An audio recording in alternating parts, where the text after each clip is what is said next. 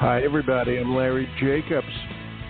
This is Pre-K-12 Education Talk Radio. Excuse me. On the last Monday in March 2024, it's March 25th. And here in Maine, I hope everybody had better weather this past weekend. Here in Maine, my son had just 45 minutes from where I live, had 23 inches of snow. We had about a foot. And now, again, it's all cleared up except for the giant mounds of snow where it was plowed. Okay, so I hope you all had a better spring coming, etc. And Easter's coming up next week, so it's going to be pretty cool. Weird to have snow on the ground for Easter over here in Maine. I have a wonderful show for you today. We have the Chief of Global Youth and Education at Special Olympics International. That's Dr. Jackie Jodl. Well, it might be Yodel, but it's J-O-D-L. Jackie, you're going to tell me. J-O-D-L, Jackie Jodl. Okay, who used to be a professor at the University of Virginia in Human Development and Education. Then she was executive director of Aspen Institute's National Commission on Social, Emotional, and Academic Development. Now she's, as I said, the chief of global youth over at the Special Olympics. Okay, and we're going to talk about how Special Olympics is working to create inclusion in schools and also in communities around the world. And speaking of around the world, Jackie and her team has brought with us, and they're both going to join us, a young woman from Pakistan named Humara, okay, is an athlete leader for Special Olympics in Pakistan, and also from Pakistan, Yumna, okay, who's a youth leader from Special Olympics in Pakistan, member of the Special Olympics Global Youth Leadership Council. And Jackie and I are going to get together here and make all this happen. I want everybody to know we're going to archive the show over at ace-ed.org, just like we always do, and go over there and see what we do for equity at our American Consortium for Equity in Education. And the podcast will be there. All our podcasts are there. Our magazine is there. Tons of information and all of our equity award stuff. ace-ed.org. Without further ado, Jackie, are you there? I am here. Thank you so much for having us, Larry. I'm thrilled to be here. It's my pleasure. It's my pleasure. Yeah, I got it. Are you in Connecticut? I spent a good part of my life in Connecticut, but believe it or not, right now I'm calling in from Sun Valley. Beautiful. How's the skiing? How's the skiing in Idaho? Well, the skiing is not as good as you would think because we've had some warm weather, like lots of ski resorts across the country. Well, you live there part time, or are you just visiting? I live there part time, and I also go back and forth to D.C. where Special Olympics is based. Good for you. So, but most of my travel is around the world. Oh, that's fantastic, Jackie. It's a pleasure to have you here, and a good topic today for our group. And by the way, can you help me? You probably know my two friends from Pakistan here, but can you introduce both, if you want to, Humara and also Yumna, and make sure I'm pronouncing their names correctly? By the way, is your last name Jodl or Yodel? Help me. Well, my father, who is an educator, I will know it, would say it's Yodel, but the Americanized version is Jodl. So, because I wasn't wrong. I did it right. Tell your father. Absolutely. That was terrific. Thank you. I appreciate that. And please introduce your good friends and associates from Pakistan. So I'm thrilled to have our youth team from Pakistan here today, Humara and Yumna. And Humara is an athlete leader, as you noted, Larry, from Special Olympics Pakistan. And Yumna is also a youth leader. And what's so wonderful about their friendship is that we're bringing together in these unified pairs, these Special Olympics unified youth pairs, those with and without intellectual disabilities. So that's exactly what you see in Humara and Yumna, and they have been together for a while, and they're one of the most important groups that we have in Special Olympics youth leadership to help us understand how to build relationships and friendships across intellectual disabilities. Oh, that's really nice. Humara, can you hear me? Yes. Hi, good morning. My name's Larry. How are you? I I'm fine. What about you?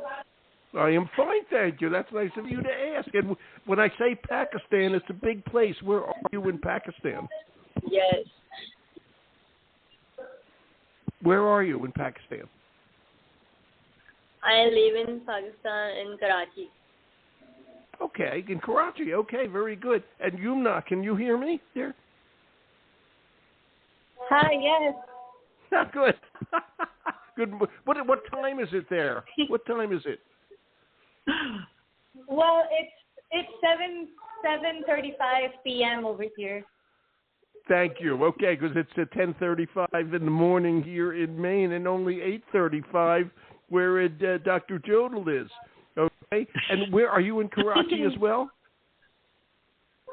Yes, we're both in the same city, in Karachi. Ah, very nice. I've never been there, but I imagine it's quite beautiful, and I appreciate you both being here. And thank you so much for all the good things you do and what you participate in, et cetera, et cetera. You should be proud of your hard work. And let me swing back to Dr. Jackie for a second. Jackie, you go all over the world, huh? You met these two young ladies? Yes, absolutely. And they actually just had a chance to join me in D.C. a few weeks ago. Yeah, so it's incredible learning for them as well.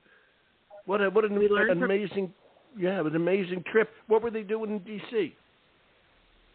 So we have a youth council, and we bring together these unified pairs. This is so important about Special Olympics, is that we bring together those with and without intellectual and developmental disabilities, because we know that when we bring together young people across this difference, that we can really start to build friendships, and these friendships have the opportunity to change, schools and classrooms. And so we brought together all over the world. We brought together youth from all across the world, and they came to work on their leading our youth development work at Special Olympics. Oh, that's just wonderful. Jack, I want to stay with you for a second. This is important. We're talking to a lot of educators, okay? And everybody knows Special Olympics, okay? If they don't, I don't even want to talk to them, okay? Everybody knows what it is and how great it is and the wonderful work you do. But you do work in classrooms, and we're very interested in equity in classrooms and inclusion of people, for all learning. And just tell us what we should know about teachers and Special Olympics, K-12 education and Special Olympics. Jackie. Right. So many people know about our athletic competitions. It's in our name. But what many people do not realize is that we are doing really great things in the classroom.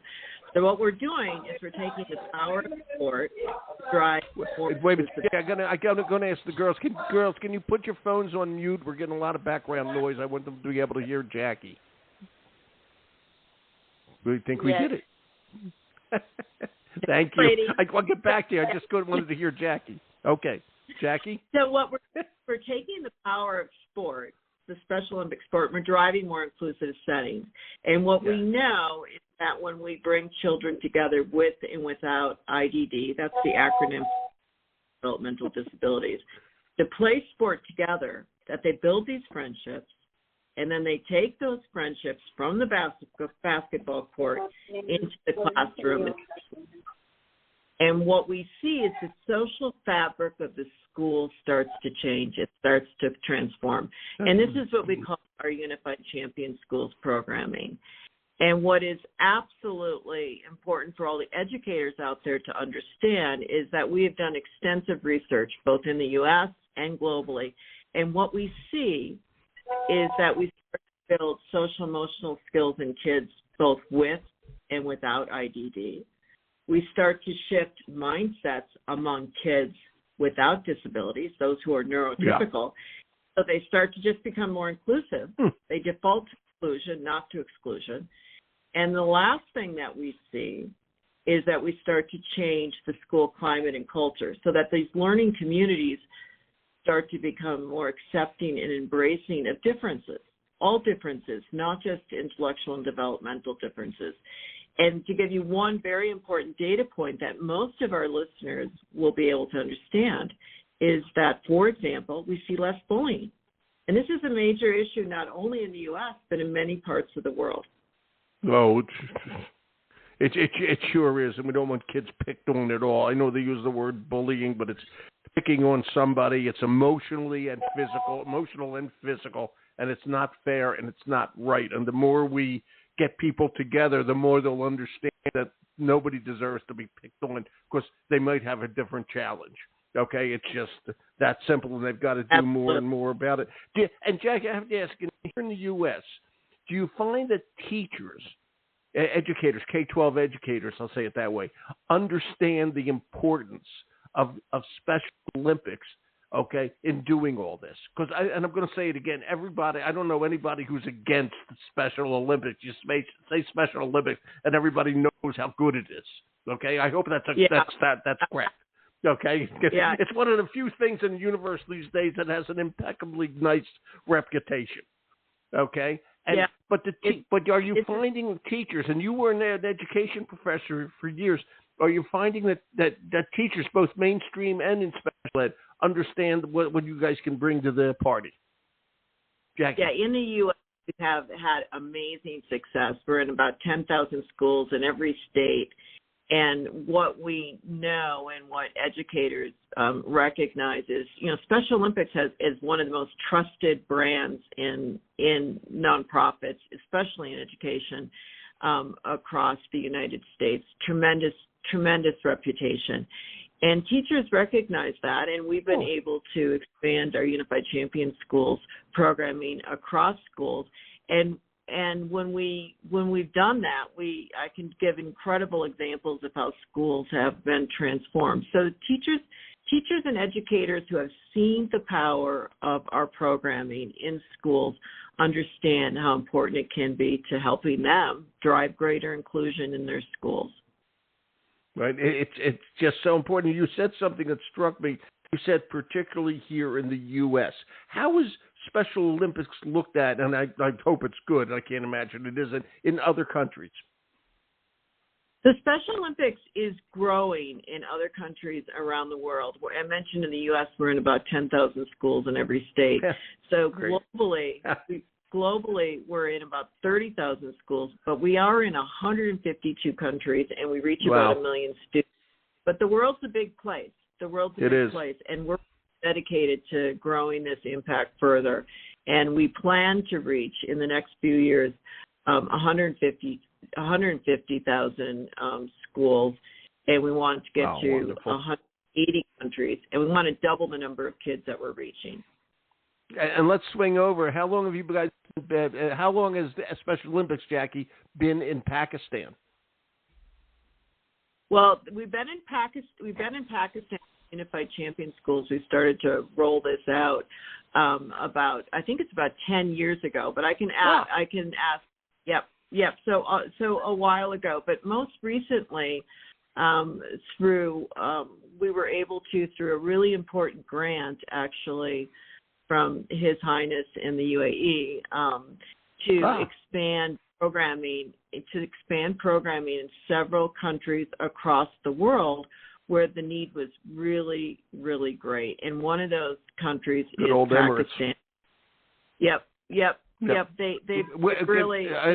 I want to give them credit. Which emirate was it? Do you know offhand? I know it was UAE, but which one? It's actually Abu Dhabi, but now His Highness, the President of the UAE, was the Crown Prince of Abu Dhabi, and we had World Games there in 2019, and out of that he gave us a legacy gift so we could expand special around the world. So they allowed us to expand to an additional 25 countries, and one of them is Pakistan, where we've been able to really establish some really best practices in that country, and Yumna and Humara have been beneficiaries of that.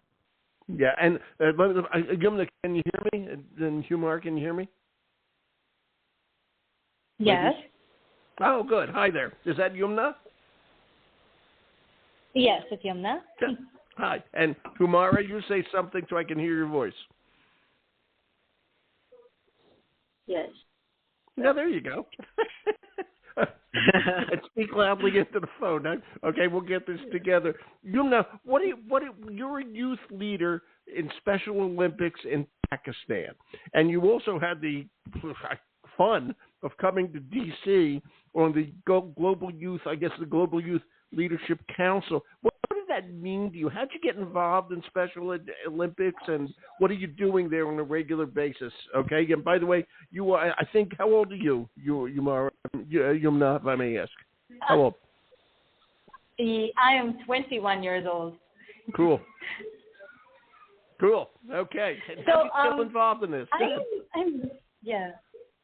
I'm really glad. I mean, yes, as you said, I'm getting to travel a lot and meet these amazing, amazing people from literally all around the world. I feel like my friend groups just keep increasing ever since I've been a part of Special Olympics.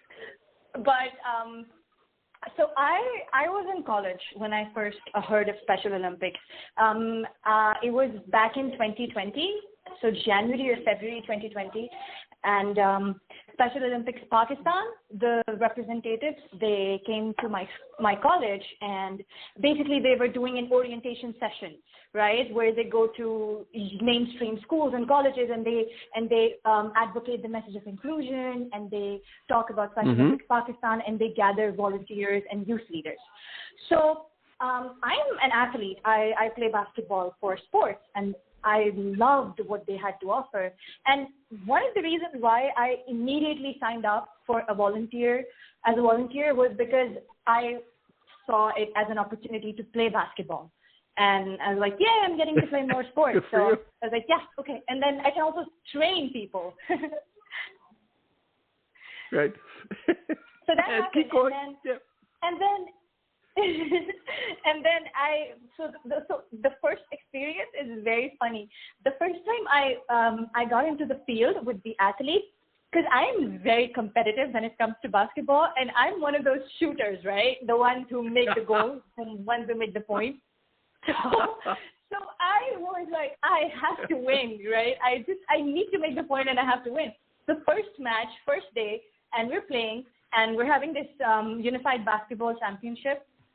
And I'm in the field, and I'm like, yeah, okay, I'll lead you all, and I'll tell you what to do and when to do, and don't worry, I'll make the goal, I'll make sure we win. And I'm doing everything on my own. Like, I'm not letting the athletes play. Like, I'm like, okay, it's okay, just give me out for the ball. And the coach is furious. He's like, you, get out of the field, come on, out. And he goes, you are not playing unified match. You're playing something else. he just took me off the field, and he said that you're not going to play no more. You need to understand what unified match is. And it was such an embarrassing moment, because everybody was like, because I had to win. And from that day onwards, I have been learning about unified sports ever since. Like, my learning hasn't stopped. And along the ride, I met Humaira, and even though basketball is not her sport, but we play together because it's my sport, and I teach her the moves and everything. It's very fun. I have basketball listed here as one of her sports. The other thing, and I have to tell you this, Jackie, whoever filled this out, Humaira is interested in sports, particularly athletics. Hello, that is sports. Then she wrote basketball and football, but I think she means what we call soccer. Humaira, would that be correct? Are you a soccer player? Yeah, and you can hear from the experience that she's describing. One of the most important things to understand about Special Olympic sport, we have elite athletes, absolutely. But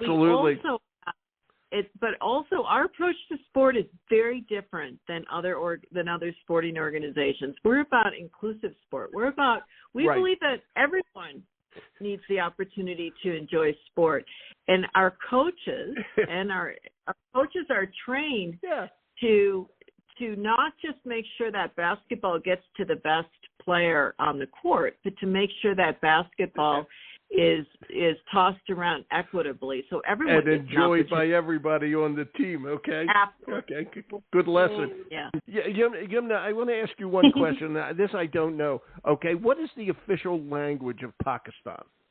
Is it English? It's Urdu. No, it's Urdu. That's what I thought it was Urdu. And I have to say something to you, okay? You speak English. You wait a minute. You speak English beautifully. Okay, you really do, and I know that many people there do speak English. So speak English as a language. Urdu is also. I don't speak any Urdu, but I got to tell you, if you come to America, and you'll find most students cannot speak two languages. Okay, and you go to Pakistan, and here you can speak it so beautifully. And I want to ask, what were you majoring in? What were you when you were in college? What did you want to be once you graduated? Oh, I am majoring in computer science.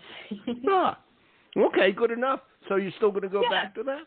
Are you going to go back to that, or still in it, or what?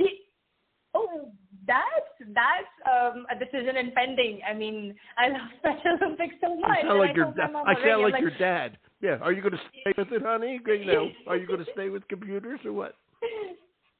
I'm at the moment I'm balancing the both of them, and I feel like I'm doing a pretty dang on job. But I hope I keep doing that. I have a feeling no matter what you tackle, you're going to do a pretty dang on job. I got to tell you. Humara, can you hear me? Yes, I am here. Hi there.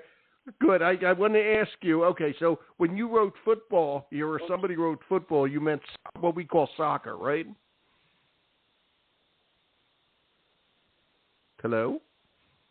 She means soccer. Yeah. Hello? Yeah. Yeah, you mean soccer. Yeah. Okay, good. And then I want to ask you basketball. What have you learned from Yumna, who used to be the most competitive person, and now she shares so well? What have you learned? Go ahead, talk about this, Humara. How do you like Special Olympics? Talk about it. My experience is very good with Special Olympic.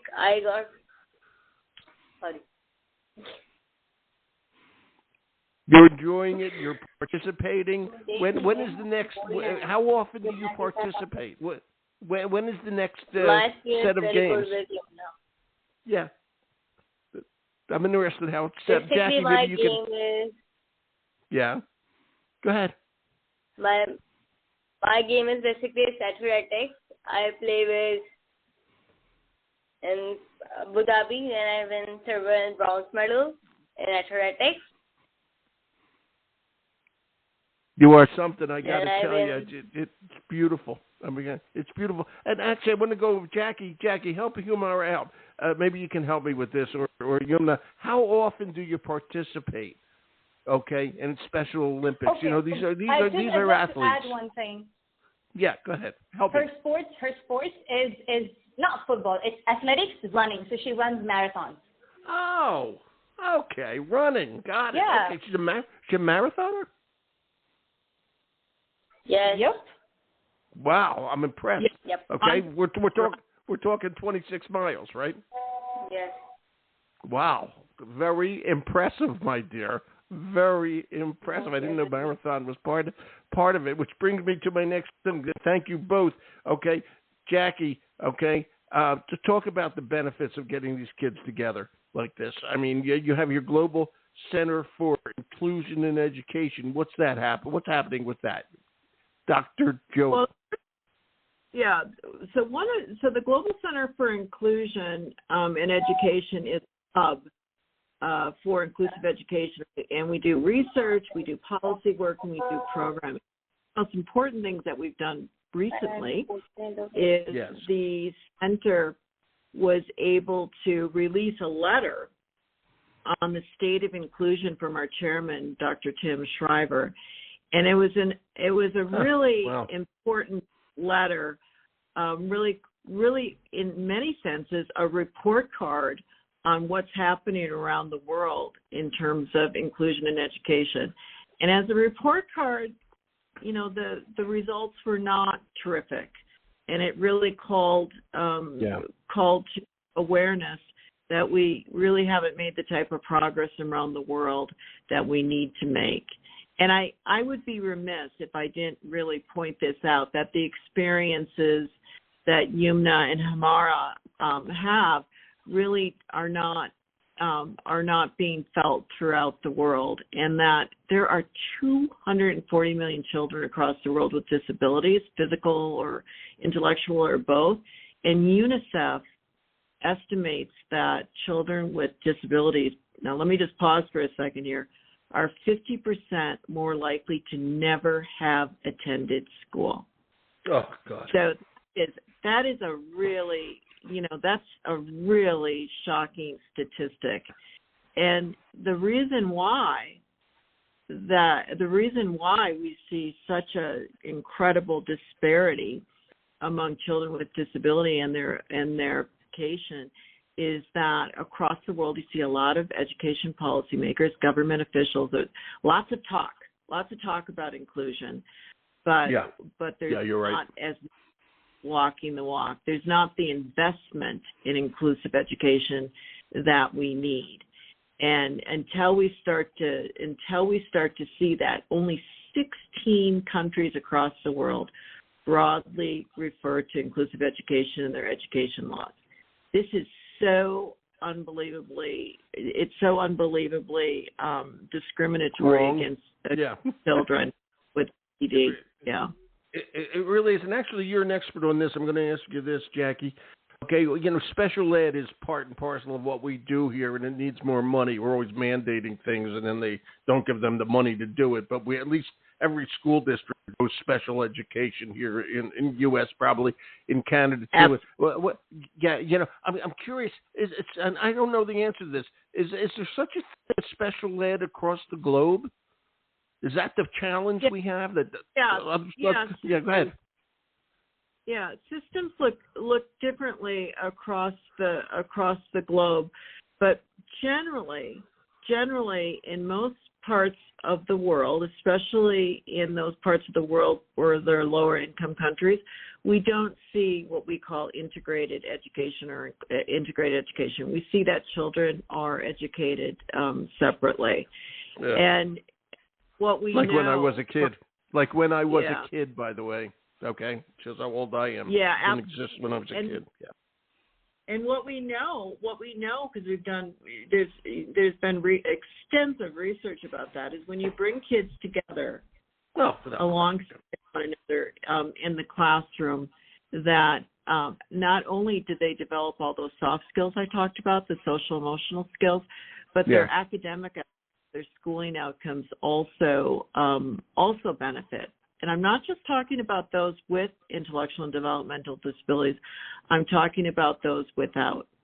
That what we find is that when we create richer learning environments for all, that the schooling outcomes, like the high school graduation rates, the grades, those start to improve for children with and without ID. And this is really important for families, for parents to understand of those children without IDD, that these are benefits that accrue to all kids. Absolutely. All kids. Absolutely. And I'm going to say it this way. You don't need an excuse to do this, but a great way to do this, okay, for every school in the country, every school everywhere, is Special Olympics, okay, because it's athletic, it's fun, all right, it gets the kids together. They all like it. The non-athletes feel like they're really doing something great, helping the kids who are their neighbors and friends and soon to be friends, and the other kids can benefit from it. It's really fascinating. How do people get in touch with you? What do they need to know here? I got some links up here, but talk how teachers need what teachers need to know here. Educators, I should say. The first thing that every educator or a young person knows, it's just go to specialolympics.org, and you can immediately access, information about how to volunteer and how to get along and how to get involved. You can also type in Special Olympics Global Center if you want to learn more about our research on education. And there are so many opportunities to volunteer, as you just heard with our unified pair, and change the lives of someone with IDD, or change and along the way change your own life to really understand. Thank you. Understanding difference. Change your own life. Indeed. I got to ask, I'm thinking here, because you said Tim Shriver and, of course, Sergeant Shriver and et cetera started all this. how old are the Special Olympics? They must be nearing 60 now. Or if not, they've passed. How old, you know? Yes, you mean when Special Olympics, of course, was founded by Tim Shriver's mother, Eunice Kennedy Shriver, Jay's sister, and she founded it in 1968. 68. So one of them was earlier. Yeah. Yep. One of the many legacies coming from the Shriver family, along with START, Peace Corps, and others. And Tim Shriver is very involved. In particular, he was trained as an educator himself, and so very involved in driving our work in schools, because he understands the power of sport. And there's the famous line. It's probably a great thing to end with. The famous line from Nelson Mandela, where he said, sport has the power to change the world, and it speaks to youth in a language that they understand. And Tim, nobody did it better than Mandela. Nobody did it better than Mandela. Wow. Well, maybe the Shrivers, but I'll tell you, Mandela's really good, great quote. Yeah. I'll tell you, what you guys are doing is great. The ladies in Pakistan, you're both wonderful. Okay, I wish you the best of luck, and I hope you come back here and visit us again so we can enjoy your visit. Okay, and it's always helpful. And Jackie, we're going to stay in touch with you. Anything we can do to help you, we'd love to keep doing that. My goodness, thank you, Larry. We are so appreciative of the opportunity to talk about and to share our work today. Well, anytime. Believe me, anytime. You are more than welcome here. And you're only 4 years away from a 60th anniversary. There you go. Yeah, exactly. Wow. 70th, yes. 70th, yeah. Thank you so much. 70th. Yeah. All right. 70th? Larry. Wait. Yeah. 60th. 70th. You're right. 60th. 60. Yeah. Thank you. Thank you. Yeah. I was terrible in math, but I figured I could do that one. Yeah. Thank you so much. Thank you, Jack, and thank you, ladies over in Pakistan. Everybody have a wonderful, wonderful day. Thanks so much. Bye-bye. Thank you so much for having us. Thank you. Thank you. Bye. Keep up the good work. Bye. Oh, lovely people. Jeez. We should all have days like they have where they get so much done.